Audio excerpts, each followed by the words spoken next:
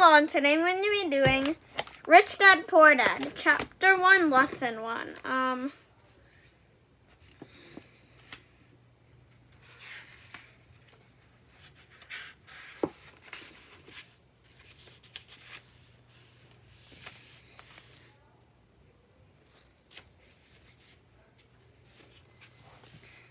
This is a part of another, lesson part, so I'm going to read where I left off.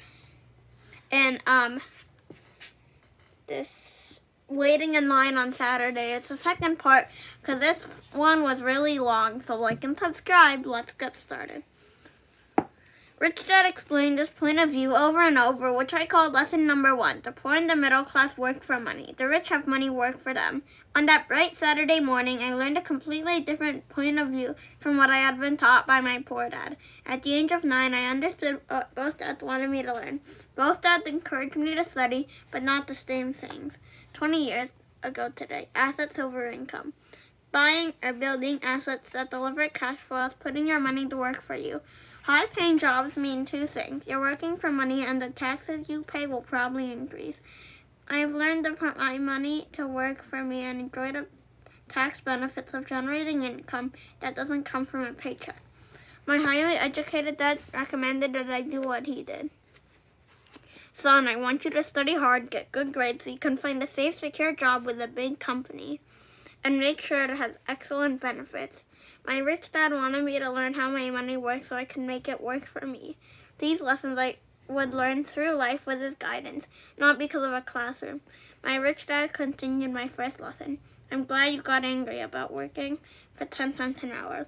If you hadn't got angry and had simply accepted it, I would have to tell you that I could not teach you. You see, true learning takes energy, passion, and a burning desire. Anger is part of that formula. For passion is anger and love combined. When it comes to money, most people want to play it safe and feel secure, so passion does not direct them. Fear does. Oh gosh, this is long. Okay. So is that why they'll take jobs with low pay? Yes, said Rich Dad. Some people say I exploit people because I don't pay as much at the sugar plantation or the government. I say that people exploit themselves. It's their fear, not mine. But you don't feel you should pay them more, I asked. I don't have to. And besides, more money will not solve their problems. Just look at your dad. He makes a lot of money and he still can't pay his bills. Most people, given more money, only get into more debt. So that's why the 10 cents an hour, I said, smiling. It's a part of the lesson. That's right, smiled Rich Dad. You see, your dad went to school and got an excellent education so he could get a high-paying job. But he still has money problems because he never learned anything about money in school. On top of that, he believes in working for money. And you don't, I asked? No, not really, said Rich Dad. If you want to learn to work for money, then stay in school. That is a great place to learn how to do that. But if you want to learn how to have money work for you, then I will teach you that. But only if you want to learn. Wouldn't everyone want to learn that, I asked? No, said Rich Dad. Simply because it's easier to learn to work for money, especially if fear is your primary emotion when the subject of money is discussed. I don't understand, I said with a frown.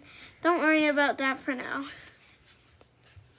Just know that it's fear that keeps most people working at a job. The fear of not paying their bills. The fear of being fired. The fear of not having enough money. The fear of starting over. That's the price of studying to learn a profession or trade and then working for money. Most people become a slave to money and then get angry at their boss. Learning to have money work for you is a completely different course of study, I asked. Absolutely, Rich Dad answered. Absolutely. We sat in silence on that beautiful Hawaiian Saturday morning. My friends had just started their Little League baseball game. For some reason, I was now thankful that I had decided to work for 10 cents an hour. I sensed that I was about to learn something my friends wouldn't learn in school. Ready to learn? Asked Rich Dad. Absolutely, I said with a grin.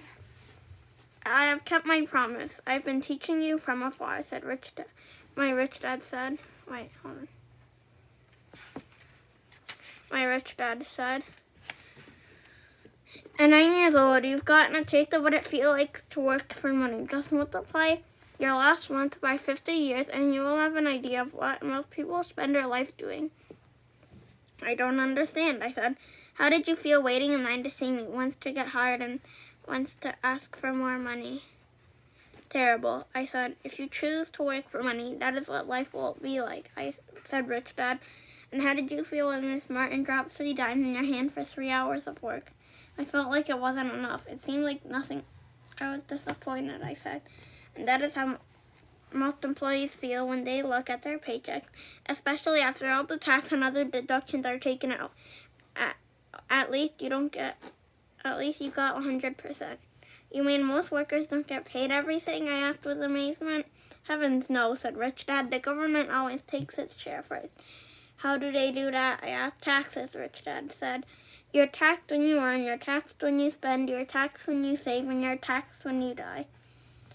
Why do people let the government do that to them?